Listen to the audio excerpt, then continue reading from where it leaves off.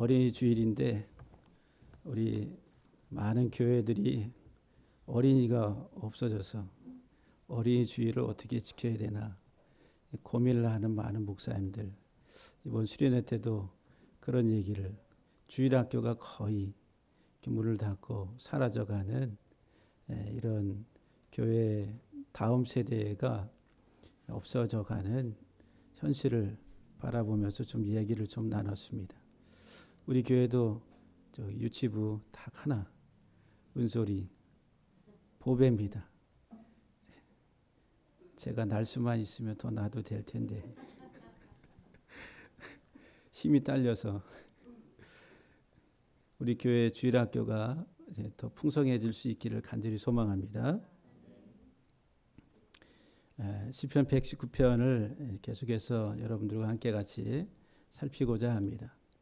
지난주에 행복한 사람, 아쉐레라고 하는 이 말이 복됩니다라고 하는 축하 인사말이라고 그랬어요. 당신은 참 복되십니다.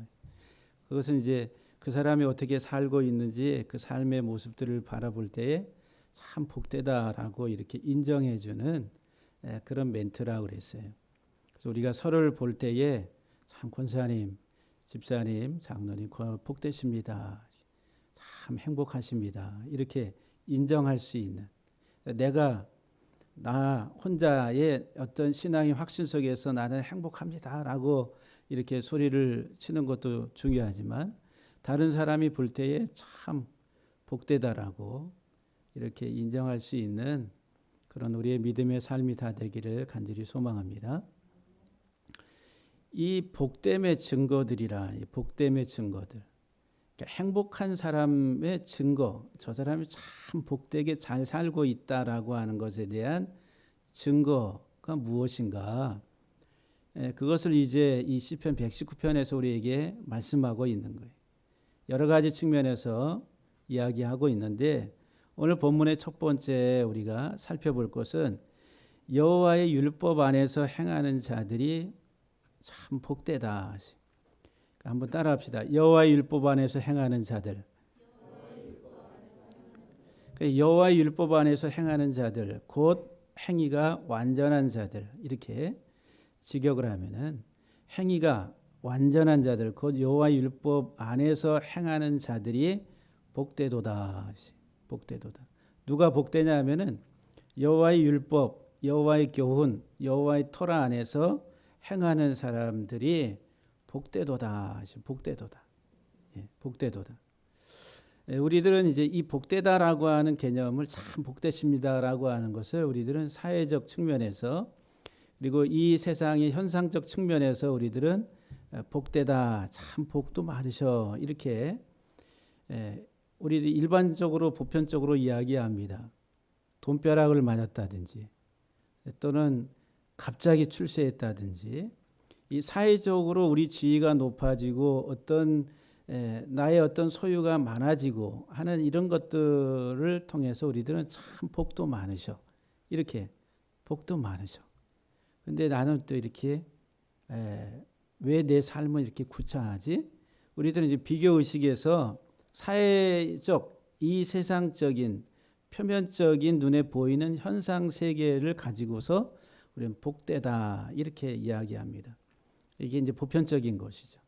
참 우리 권사님 복도 많으셔 그러면은 자녀들이 막 잘 됐다든지, 또는 복도 많으셔 그러면은 재산이 많다든지, 평생 먹고 쓸 것을 그냥 두고서 여유롭게 산다든지, 이럴 때 우리들은 참 복도 많으셔, 하나님이 복도 많이 주셨어, 이렇게 이야기하잖아요.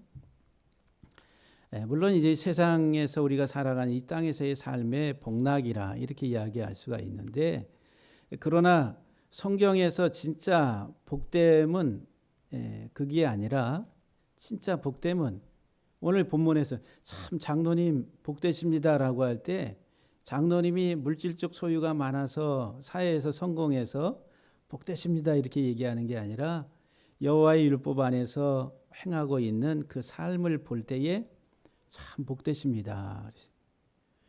우리가 이제 보편적 사회의 개념을 가지고 복되다라고 복도 많다라고 할 때 사회에 유명한 지도층의 사람이 교회에 올 때 참 복되신 분이 오셨습니다. 이렇게 환영도 하겠죠. 예, 그게 이제 겉사람을 가지고 평가하는 세상적 지위 이런 것을 가지고 평가하는 거죠.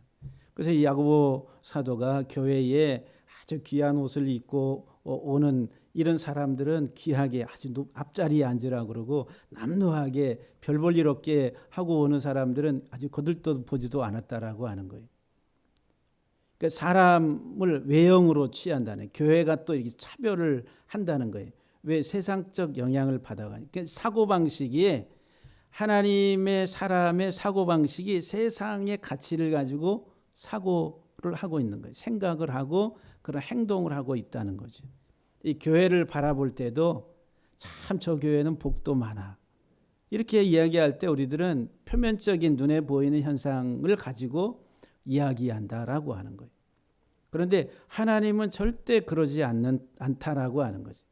여호와의 율법 안에서 행하는 자들, 그 행위가 온전한 자들은 복되도다.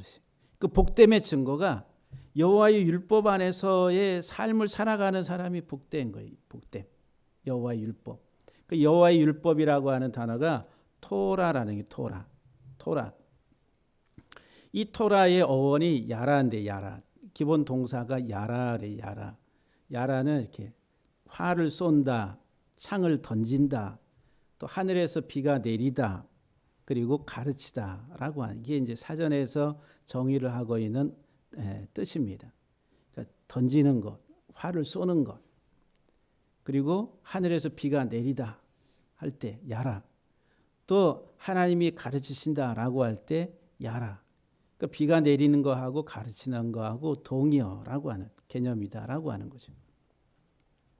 그래서 이제 하늘에서 비가 내리는 것, 이건 자연 만물에 대한 하나의 생명작용이죠. 생명작용. 하늘에서 비가 내리지 아니하면은 만물이 다 말라서 죽게 되겠죠. 여러분, 우리 지표면, 지구의 표면에 바다가 차지하는 비율이 몇 %인 줄 아세요? 일반적으로 75% 정도 이렇게 된다고 그래요. 바다 표면이 지표면보다도 이 땅보다도 바다 표면이 75% 많아요. 그러니까 한 25%가 이런 이제 육지로 돼 있고 나머지는 다 바다 표면. 그래도 바다의 그 평균 수심이 어느 정도냐면은 약 한 3.8km. 바다 수심 밑으로 쭉 내려가는 3.8km까지 평균 수심이 그렇대요. 그러면 그거를 담고 있는 물들이 양이 어마어마하겠죠. 예. 어마어마한 이 물이 이 지구 표면을 둘러싸고 있다라고 하는 거예요.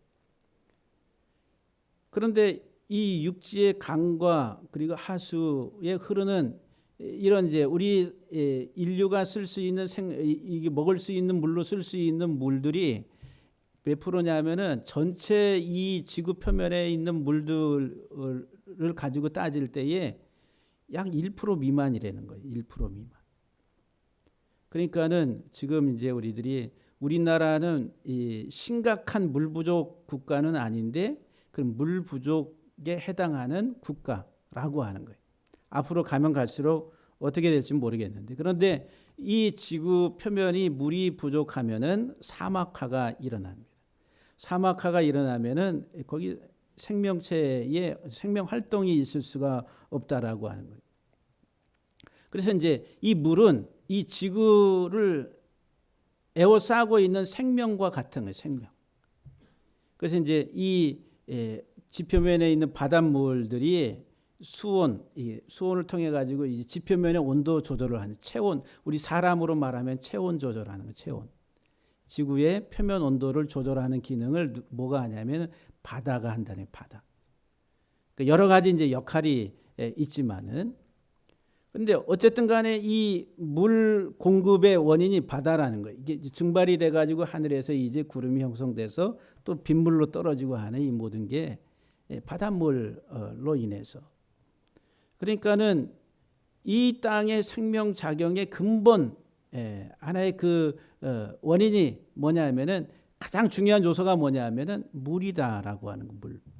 사람의 인체도 남자가 60에서 70%가 수분입니다. 여자는 남자보다 더 많겠어요? 적겠어요? 예? 우리가 일반적으로 생각하면 여자가 이렇게 살덩어리가 물컹물컹하니까 수분이 더 많겠다. 예? 근데 여자는 52에서 55%가 수분이, 남자보다도 더 수분이 작다라고 하는 거예요. 예? 근데 이제 여자가 이게 물컹물컹하게 지방이 많기 때문에 지방질이라는 거죠.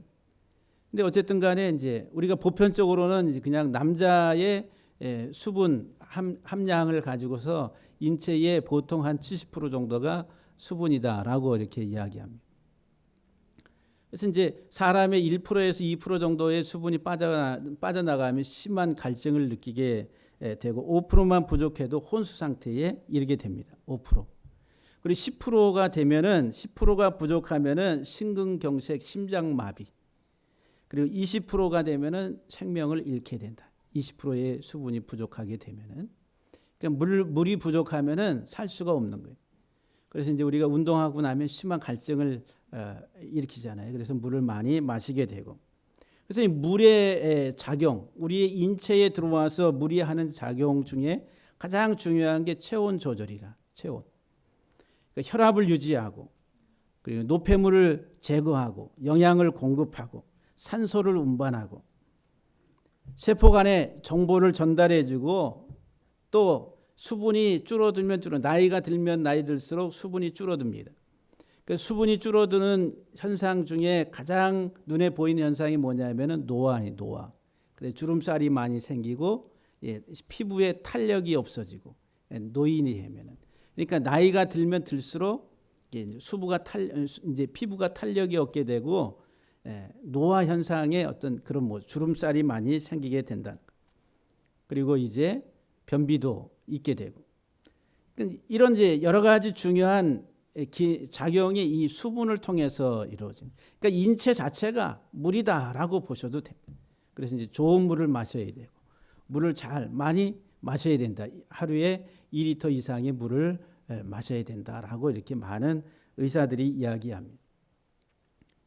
그러니까 이 하늘에서 비가 내리는 것은 이 지구라고 하는 이 생명체, 이 땅의 자연의 생명체를 살리는 생명작용이란 생명작용. 하늘에서 비가 내리는 것. 근데 그 하늘에서 비가 내리는 게 비유로 하나님이 가르침이 말씀이라는 게 말씀. 하나님의 말씀이 하늘에서 비와 내리는 것과 같다라고 하는 거예요. 같다. 그러니까 하나님의 말씀이, 자연의 물은 우리 인체의 생명작용 원리지만은 우리의 영혼에 진짜 우리 하나님이 우리를 만드신 우리의 본질의 생명 원리는 하나님의 말씀이다라고 하는 거예요. 하나님의 말씀, 가르침, 교훈이다라고 하는 거예요. 그래서 이제 하나님의 가르침, 교훈 안에서 잘 행하는 사람, 그 사람이 행위가 온전한 사람이고 그 사람이 복되도다라고 이야기하는 거예요. 그런데 마귀가 이 하나님의 말씀에서 떠나게 우리의 인생을 조종을 해. 에덴 동산에서부터 하나님이 그렇게 말씀하시더냐, 정말 성경이 그렇더냐, 꼭 그렇게 살아야 되느냐, 마귀가 항상 옆에서 그게 무슨 말도 안 되는 소리야. 우리 하나님의 말씀에 귀를 기울이고 그 말씀에 따라서 가는 그 삶을 살지 못하도록 철저하게 마귀가 뱀, 옛뱀이라고 하기도 하고 용이라고 하기도 하고 마귀라고 하기도 하고 사탄이라고도 하는 이것이 우리 속에서 역사를 한다는 거예요. 역사. 그래서 이 뱀이라고 하는 것이 우리들을 유혹을 해서 하나님의 말씀에서 철저하게 떠나도록 작용을 하는 거예요. 그래서 그 뱀의 이야기를 듣고 하나님 말씀에서 떠난 게 죄라는 거예요. 죄. 하타라고 하는, 하타. 어긋나다, 빗나갔다라고 하는. 그러니까 내 인생의 삶이 하나님의 말씀이라고 하는 이 레일에서 이탈된 게 죄라, 죄. 우리는 죄를 꼭 무슨 사회적 어떤 규범, 질서를 따라서 무슨 행위 잘못된 거, 교통법규 위반한 거, 살인을 행한 거, 어떤 이런 이 죄목에 따라 가지고 죄인이다라고 우리들은 생각을 해요. 다른 사람에게 해를 끼치지 아니했으면 뭐 됐지, 내가 무슨 죄가 있어라고 이렇게 죄인이라고 하는 것을 알지 못한다는 거예요. 근데 심각한 죄는 하나님의 말씀에서 떠난 거예요. 그 말씀에서 어긋나서 살아가는 그 삶 자체가 죄라는 거죠. 죄. 그러니까 다 죄인이라. 이 세상의 모든 사람들은 다 죄인이라, 의인은 하나도 없다라고 사도 요한이 우리에게 말씀하잖아요. 그러면 하나님 우리들을 죄로부터 구원하신다라고 할 때에 구원의 그 근본적인 하나의 그 모습이 뭐냐면은 어긋나고 잘못된 가치와 사고방식과 이 모든 것들 속에서 하나님 우리를 건져내 뽑아내서 새로운 사고의 세계로, 말씀의 세계로 우리를 심으시는 거예요. 그게 이제 시냇가에 심겨진 나무라는 거예요. 이식했다는 거예요. 이식. 쓴물, 동물을 마시던 사단의 이야기에 그 꾀임에 넘어가서 세상적 가치를 가지고 살아가던 내 인생을 하나님이 뽑으셔가지고 이 시냇가의 물이라는 하나님의 말씀에 그 물가에다가 이렇게 이식을 하는, 그게 구원이라는 거, 구원. 그러면 여기에 이식이 됐을 때는 이제 여호와의 율법을 주야로 묵상하고 그 말씀을 따라서 사는 사람이 복되다 시편 1편에서 말씀하고 있는 거예요. 그러면 우리 사고방식이 문제라. 우리는 세상에서 일반 보편적 세상적 가치 체계 속에서 어려서부터 자라면서 그 사고의 뿌리를 가지고 살아왔어요. 세상의 논리, 표면적이고 세상적인. 내가 그것을 안 하려고 해도 우리들은 그냥 거기에 완전히 인이 박혀 있다라고 하는 거예요.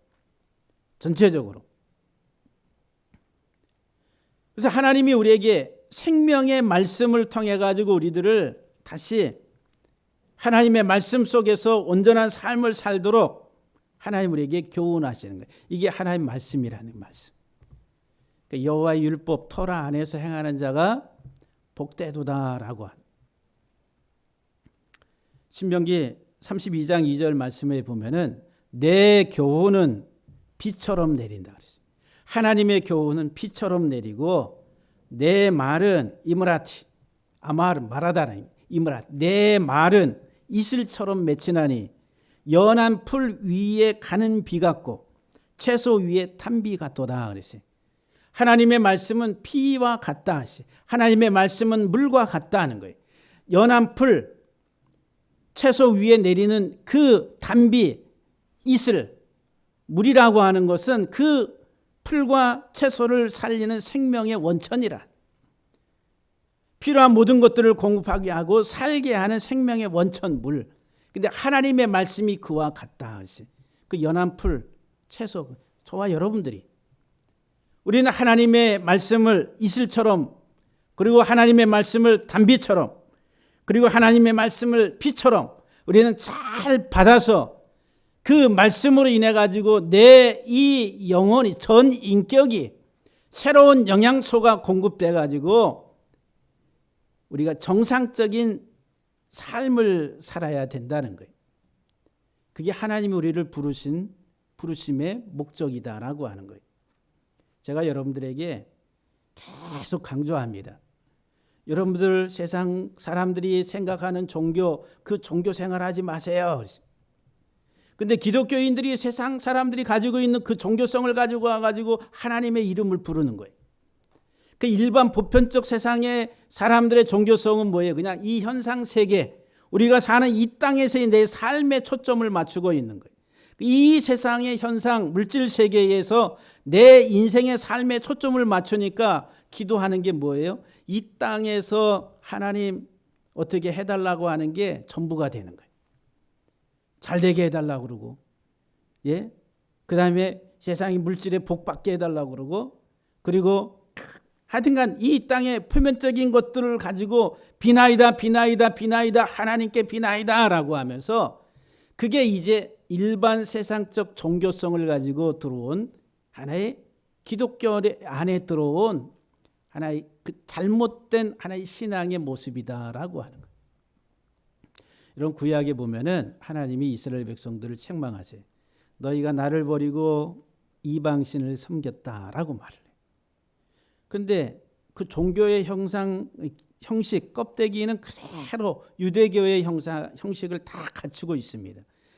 절기 때마다 제사를 드리고 11조를 드리고 뭐 다 이 종교적 유대교의 하나님 여호와를 섬기는 그 모양은 다 가지고 있는데 하나님이 뭐라고 책망하시냐면은 너희가 나를 버렸도다. 천천만만의 재물을 가지고 와서 하나님 앞에 제사를 드리고 하는데 그것이 내게 무거운 짐이 됐다 말라기에서. 그리고 그것이 내게는 똥이라 했어. 똥. 배설물이란 배설물.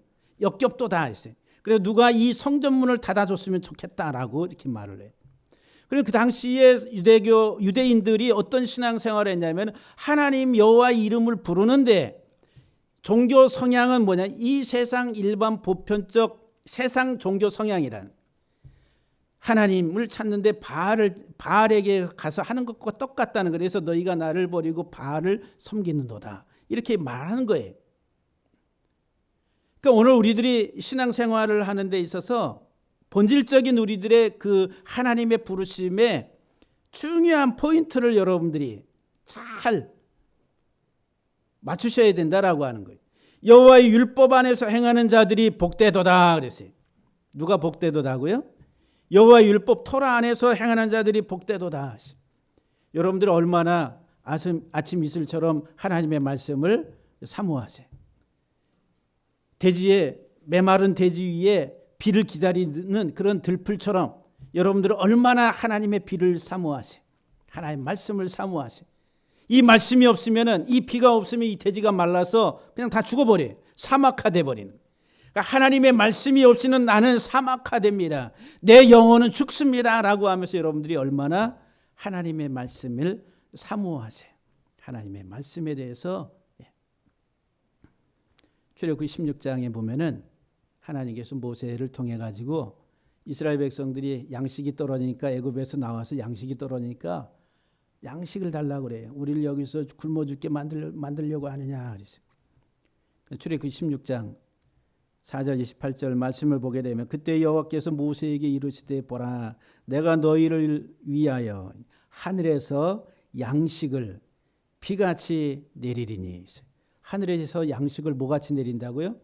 비같이 내린다. 비같이 백성이 나가서 일용할 것을 날마다 거둘 것이라 그랬어요. 새벽 아침에 나가니까 새벽 이슬처럼 만나가 내렸어요.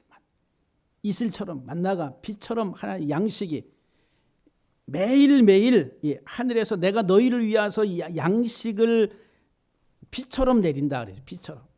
그래서 백성이 나가서 일용할 것을 하루에 필요한 것을 날마다 거둘 것이라 그랬어요. 여기 이제 일용할 것. 이 일용할 것이라고 하는 말에 직역으로 하면은 이 말 때바르 요음이란 하루의 말씀이란 하루의 말씀. 때바르가 말씀. 따바르 말하다에서 파생된 명사 말 또는 일, 것 이렇게 하는데 그냥 말씀. 어원 자체가 말씀. 하루에 필요한 하루의 말씀을 거둘 것이라 그랬어요. 다시 말하면은 하나님이 우리에게 먹을 만나를 주시는데 그 만나는 영적으로 무엇을 말하냐면은 하나님 말씀을 말하는 말씀. 그런데 이스라엘 백성들은 그것을 눈에 보이는 육신적 하나의 만나로만 본 거예요. 그 영혼의 양식으로 보지는 못했다라고 하는 거예요. 그래서 예수님께서 오셔가지고 하신 말씀이 너희는 하늘에서 내린 만나를 먹었지만 그러나 이제 하나님이 주시는 참 양식을 먹게 되는데 그 참 양식 하늘에서 내린 참 양식이 뭐냐? 예수 그리스도라는 내가 주는 떡이라는 예수 그리스도의 죽으심과 예수 그리스도의 고난에 대해서 이야기하고 있는 거예요. 그러니까 그 양식이 뭐냐면 예수 그리스도라고 하는 만나 자체가 예수 그리스도. 우리는 매일매일 예수 그리스도를 먹어야 된다. 뭐를 먹어야 돼요? 예수 그리스도를 먹어야 되는 거예요. 계속 매일매일 하루하루 매일매일 우리는 그리스도 예수를 먹어야 된다. 그게 만나가 주는 하나의 의미다라고 하는 거예요. 여호와께서 모세에게 이르시되 어느 때까지 너희가 내 계명과 내 율례를 지키지 아니하려느냐.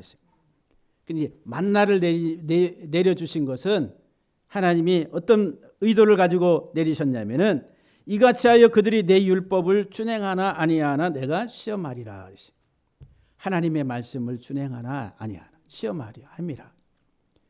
오늘 사랑하는 성도 여러분, 우리들이 이 세상 살아가는데 가장 중요한 게 말씀 안에서의 삶인데, 그 말씀 안에서의 삶은 그리스도 예수 안에서의 삶이라.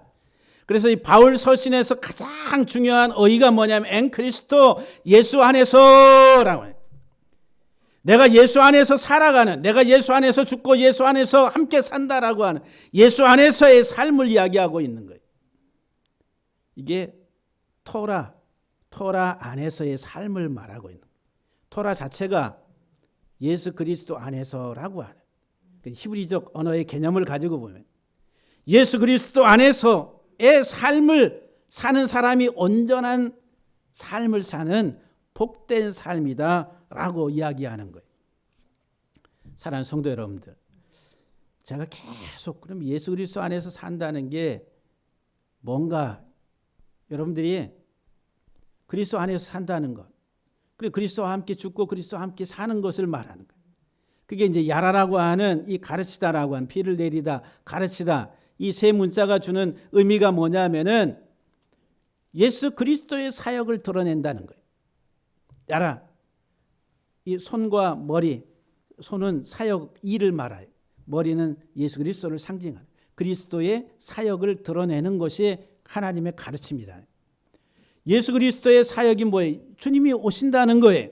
주님이 오셔서 죽으신다는 거예요. 그리고 주님이 오셔서 죽으시고 그리고 다시 살아나신다는 거예요. 살아나셔서 다시 하늘의 보좌에 앉으셔서 온 땅의 모든 만물의 통치자가 되신다는 거예요. 이게 예수님의 사역 전체를 설명하는 세 단어, 주의 죽으심과 부활과 만왕의 왕으로 통치하신다라고 하는, 이게 야라라고 하는 하나님이 가르치는 가르침의 본질적인 내용이라. 그래서 이제 모세 율법이 다 내게 대하여, 모세 율법이 뭐예요? 토라란 말이에요. 토라. 창세기, 레위기, 민수기, 신명기, 이 모세 오경을 가리켜서 토라라고 이야기해, 유대인들은. 하나님의 교훈이라는 거예요.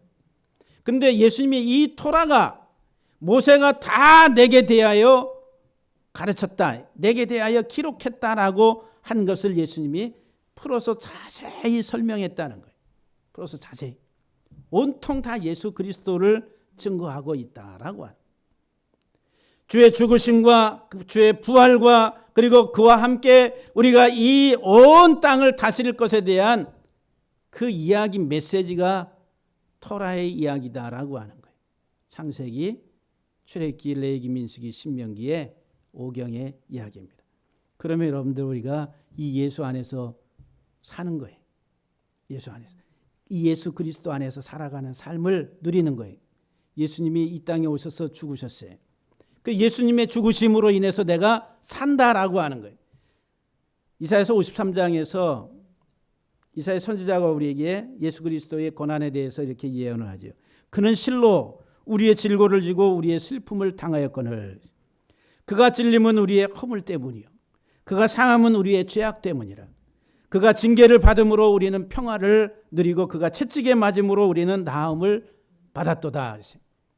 그는 찢기고 상하고 우리는 나음을 입고 그가 고난을 받음으로 우리가 평화를 누리고 예수 그리스도 그는 실로 우리의 죄악을 담당하셨도다. 예수께서 이 땅에 오셔서 고난을 받으시는데, 십자가에 죽으시는데 그 죽으심의 이유가 다 우리의 죄악, 우리의 허물 때문이라. 그래서 우리가 예수 그리스도 안에서 사는 것은 참 예수 그리스도의 구속의 은혜 속에서 참 평화를 누리는 거예요. 그래서 여러분들, 예수님이 오실 때에 이사야 선지자가 예수 그리스도를 어떻게 묘사합니까? 평강의 왕이라고. 이 땅에 오실 예수 그리스도 탄생에 대해서 평강의 왕이라 그랬어요. 평강. 우리가 샬롬 샬롬 하잖아요. 근데 이제 평화의 왕, 평화의 왕. 근데 히브리 전체의 성경의 문맥에서 가장 중요하게 이 평강이라고 하는 이 단어가 어떤 개념으로 사용되냐 하면은 빚진 자를 탕감시켜 주는 거예요. 가장 불안하고 가장 비천하고 가장 처절하게 살아가는 사람이 누구냐 하면은 다 쫄딱 망해가지고 세상에 빚져가지고 그 빚짐으로 인해서 노예로 전락돼서 살아가는 인생들이라. 그 빚진 자들이라. 근데 이 세상의 빚짐은 어떤 것을 우리에게 영적으로 설명해 주냐면은 죄에 빚진 것을 이야기하고 있는 죄로 빚진 자라. 그래서 이제 빚진 자 비유를 예수님이 말씀하시는 거예요. 1만 달란트 빚진 자, 100데나리온 빚진 자. 우리 다 1만 달란트의 빚을 진, 우리가 평생 갚아도 갚을 수 없는 그런 하나의 그 능력 한계치를 넘어간 빚진 자의 인생이라. 우리 힘으로 스스로는 어떻게 할 수 없는 그런 빚진 자의 인생, 죄 아래 죄 종로로 타며 사망 가운데 처해 있는 우리의 인생을 이야기하고 있는 거예요. 근데 그 빚진 인생에 예수 그리스도께서 오셔서 우리의 빚을 지불하시는 거, 이게 샬롬이래. 샬롬. 저와 여러분들의 인생의 운명, 소망이 없이 절망 가운데 사망 가운데 처절하게 우리가 하나님의 심판을 받을 수밖에 없는 그 인생에 찾아오셔서 예수 그리스도께서 십자가에 죽으심으로 우리의 모든 빚진 것을 지불하시고 그 빚을 다 탕감해 주시는, 그것이 평강의 왕이라 하시. 하나님과 원수됐던 우리가 이제 화목해 되는, 어디에서? 십자가로 말미암아. 그게 야라라고 하는 야라. 그래서 야라가 던진다 그랬죠. 던진다. 활을 쏜다, 창을 던진다. 그게 던지는 게 왜? 죽이기 위해서 창을 쏘고 활을 쏘는 거예요. 심판, 형벌을 말하는 거예요. 그 이스라엘 백성들이 애굽에서 나올 때에 애굽의 군대가, 바로 군대가 쫓아옵니다. 말 타고 병거 타고 저놈들을 그냥 보낼 수 없다 해가지고 막 쫓아요. 홍해가 갈라져서 지나가는데 쫓아갑니다. 하나님께서 이스라엘 백성들이 다 건너간 다음에 그냥 거기에 바로의 군대를 다 수장시켜 버렸어요. 그 바로의 군대를 수장시킨 것을 가리켜서 그 바다에 하나님이 던지셨다. 그게 이제 하나의 형벌을 가하셨다는 형벌. 예수 그리스도, 하나님이 우리에게 주시는 하나님의 가르치심, 하나님의 교훈, 이 토라는 첫 번째 십자가에 못 박힌 사람을 우리에게 드러내 주는 게 토라라는 토라. 그 토라라고 하는 네 문자가 십자가, 못, 사람, 그리고 행이라고 하는 마지막에 드러내다, 계시하다, 보여준다라고 하는 문자예요. 여러분, 히브리 문자가 아주, 이게 이제 보통 구약의 언어들은 다 제사장 언어라고 그랬어요. BC 3000년 전 이전에 이런 이제 상형 문자들, 한자라든지 또는 쐐기 문자라든지 또는 히브리 이 고대 문자라든지 이런 것들은 다 제사장들이 쓰는 언어입니다. 제사장. 그런데 고대 사회에 가장 중요한 게 신과 우리 사회를 중간에서 역할해 주는 제사장들. 그들이 필요한 하나의 그 어떤 상징들을 그려놓은 게 언어라. 언어. 그게 초기 언어입니다. 초기 언어. 그러니까 초기 언어는 다 제사장 언어예요. 상징성. 그리고 문자의 어떤 그림과 그 표현을 통해서 뜻을 전달해 주는 거예요. 이게 고대 문자들입니다. 한자도 그렇고 히브리 문자도 그렇고. 그래서 토라라고 하는 이 네 문자가 십자가에 못 박힌 사람을 드러낸다. 그 야라, 가르치다, 하나님이 교훈한다. 이 머리의 사역이란 예수 그리스도의 사역을 우리에게 하나님이 드러내서 가르치는 것이 하나님의 교훈이라는 교훈. 그리고 예수님의 사역이 뭐예요? 주님이 오셔서 죽으시고 그리고 부활하시고 그리고 만왕의 왕으로 통치하신다라고 하는 그것이죠. 그러니까 우리가 예수 그리스도 안에서라고 하는 말이 이 지금 오늘 본문의 토라, 여호와의 율법 안에서 살아가는 그 행하는 자들이 복되도다. 그 행위가 완전한 자들이다라고 말을 합니다. 여러분, 어떻게 우리가 이 세상 사는데 행위가 완전할 수 있어요? 우리 윤리적으로 도저히 불가능합니다. 그 행위가 완전한 사람, 제 목사가 완전할 수 있겠어요? 안 그렇죠. 죽을 때까지 안 돼요. 예? 우리 장로님들 완전한 삶을 통해 가지고 흠없이 정결하게 정말 대단하십니다. 이렇게 인정받을 흠없는 그 행위가 완전한 사람이다라고 인정받을 사람 있겠어요?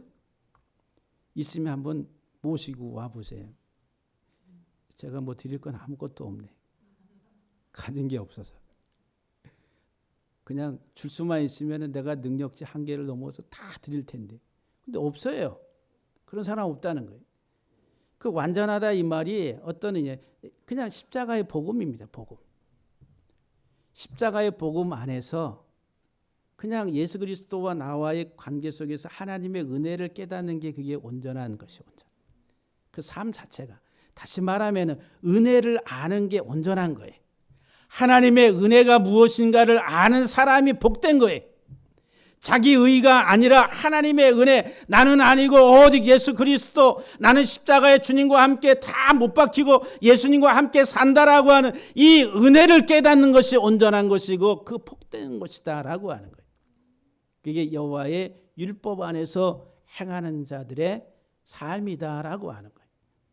사랑하는 성도 여러분들, 정말 우리가 이 땅에 살아가는 저와 여러분들의 삶이 그냥 예수 그리스도 안에서 주와 함께 죽고 주와 함께 사는, 그것은 아까 시편 1편 1절의 말씀, 복 있는 사람은 악인의 꾀를 쫓지 아니하고 죄인에게 서지 아니면 오만한 자리에 앉지 아니하고 오직 여호와의 율법을 주야로 묵상하리. 그는 시냇가에 심겨진 나무와 같다. 여호와 율법을 주야로 묵상하면서 시냇가에 심겨진 나무, 여기에 흙탕물 속에 오염된 그 사단의 그 사상과 가치 체계 속에 있었던 그 인생이 이제 시냇가에 옮겨 심겨진 나무와 같다는 거예요.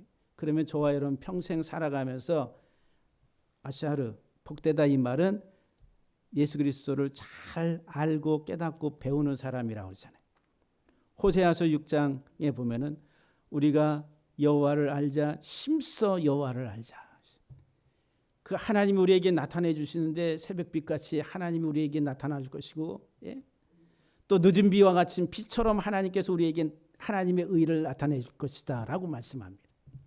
우리가 하나님을 알고 하나님의 은혜를 깨달아가는 것, 그것은 점진적 성장, 성숙의 과정이다라고 하는 거예요. 그래서 비가 내리면 땅을 적셔서 싹이 나고 꽃이 피고 성장 과정, 그리고 시간의 흐름 속에서 여러 과정을 거쳐가면서 가을에 열매 맺는 것, 그게 알곡이란 말이에요. 우리 인생도 똑같다는 거예요. 저와 여러분들의 내 인생의 이 마음이라고 하는 이 가슴 속에 하나님의 말씀이 떨어져서 이 말씀이 싹이 나고 꽃이 피고 열매가 자라서 마지막에 다 익은 곡식을 모아서 하나님이 천국 곳간에 드린다. 이게 하나님의 말씀입니다. 저와 여러분들. 그러니까는 여러분들 다시 한번 강조합니다. 신앙, 우리의 믿음의 삶은 현상이 아닙니다. 눈에 보이는 현상이 아니에요. 우리의 모든 초점이 우리의 눈에 보이는 현상 세계가 아니라 어디? 이 속이란 속. 이 속을 보세요. 얼마나 더럽고 추하고 악한지, 얼마나 탐욕적이고 얼마나 더러운지, 얼마나 세속적이고 세상적인지 이 속을 보시라는 얘기. 하나님의 이 속에 언제나 우리의 속사람을 새롭게 여호와의 율법 안에 살아가는 사람, 주와 함께 내가 옛사람 겉사람의 모든 것들을 다 십자가에 못 박아버리고 주와 함께 다시 예수의 생명으로 살아가는 사람들이 복 있는 사람이라. 여러분들 세상 종교를 가지고 기독교 신앙으로 포장하려고 하지 마세요. 지금까지 수많은 사람들이 거기에 속고 또 속임을 당하고 살아왔습니다.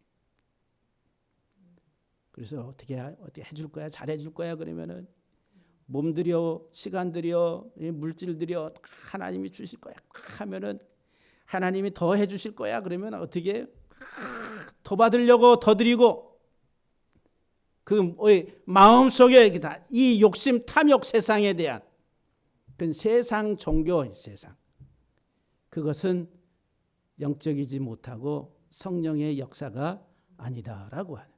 사랑하는 성도 여러분들, 예수 안에서 사는 사람은 정말 얼굴이 꽃처럼 환하고, 예.